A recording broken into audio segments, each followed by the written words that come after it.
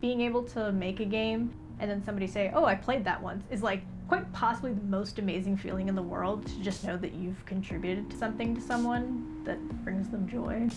The reason why I wanted to work on video games is when I was quite young, like 6, my mom got me a Nintendo 64 and it was the last one at Zeller's.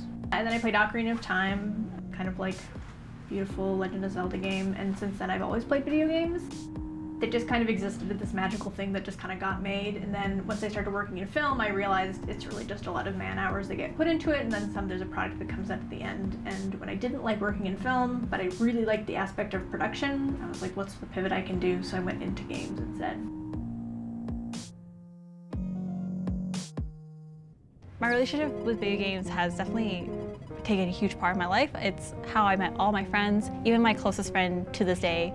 We worked together at a bubble tea shop and bonded over our favorite Fire Emblem game. And we've been friends for probably 6 years at this point.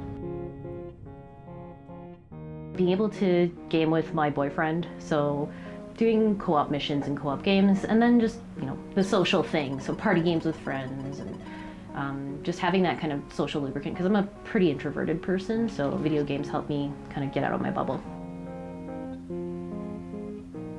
My favorite part about playing video games is the sense of accomplishment that you get when you finish a game is really cool, but the social camaraderie that you get, like shared accomplishment, is really cool.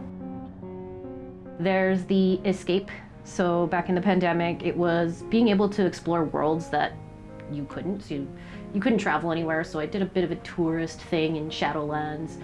It really takes you away from like the stressors and reality of life. And the joy of working in games is you're working with these people on a product for 5 years maybe, and you really get to see the end product, and even when it's finished, you still get to keep working on it, or you move on to another project. There's no kind of end. So this really kind of beautiful cycle of like, first you're making something, and then you're in production, and then you're like kind of in the finalizing, and then you get to do a post-mortem, and then you start all over again. That kind of cycle of development you get to do with people over and over again is just so fun. I love it so much.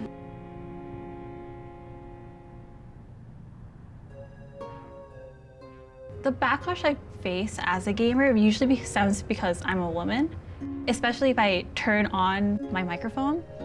If I even ask for simple help, it'd be constant harassment. I was like, oh, it's just because you're a girl. You're getting carried in the game because we're all guys and you're the girl. It definitely turns me off from a lot of games, especially if it's a first game experience.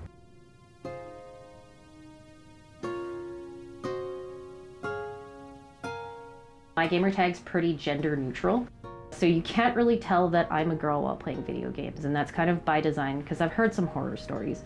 One of them happened to a friend of mine whose gamer tag is very feminine, and they'd think she's a girl and send her just derogatory messages. You're doing this wrong, you're doing that wrong.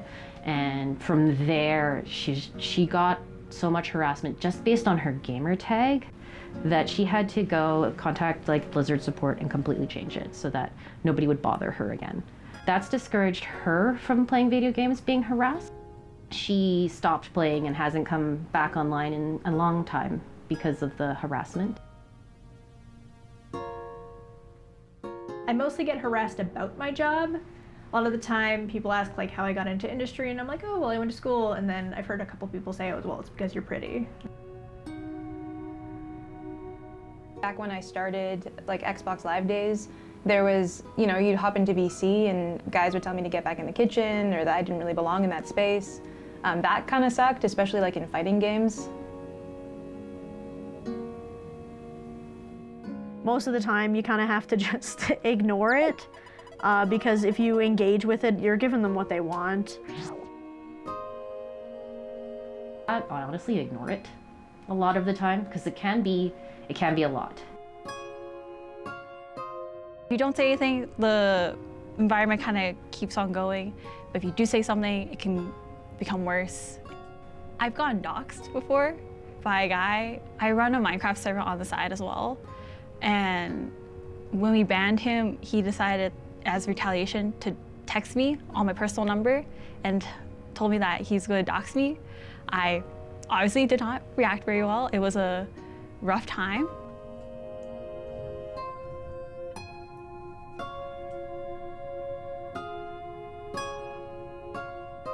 think there is a lack of female game developers just because the industry as a whole is seen as kind of male dominated, even from players to people who make the games to people who we see streaming. A lot of the faces we see are men, but I think that is changing pretty drastically, and even demographically we know that women play a lot of games. So I think as we see that kind of reflected in streamers and the people consuming games, you eventually see that a little bit more kind of behind the screens. You know, a lot of games have administrators, or you can report bad behavior. Kind of feels like you're telling on, like, you know, telling the teacher, or you're telling mom that something happened. But it's useful to use those tools, because if you're letting someone treat you like that and you don't say anything about it, then that person can go and do it to another person, you know, the next day. The biggest thing with an online space, though, is I think if you go in with people that you know, it's a lot more, it feels a lot more comfortable to go back into it. I'm like very fortunate to work in a company where like that would not be tolerated, period. And a lot of my coworkers are like, they're kind of game veterans, game dev veterans, and you don't become a veteran by being an asshole.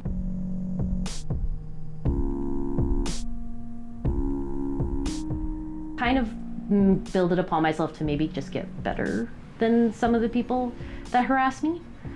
So looking at their mythic score, or even, you know, just their rankings to see where they place and see if I could beat them.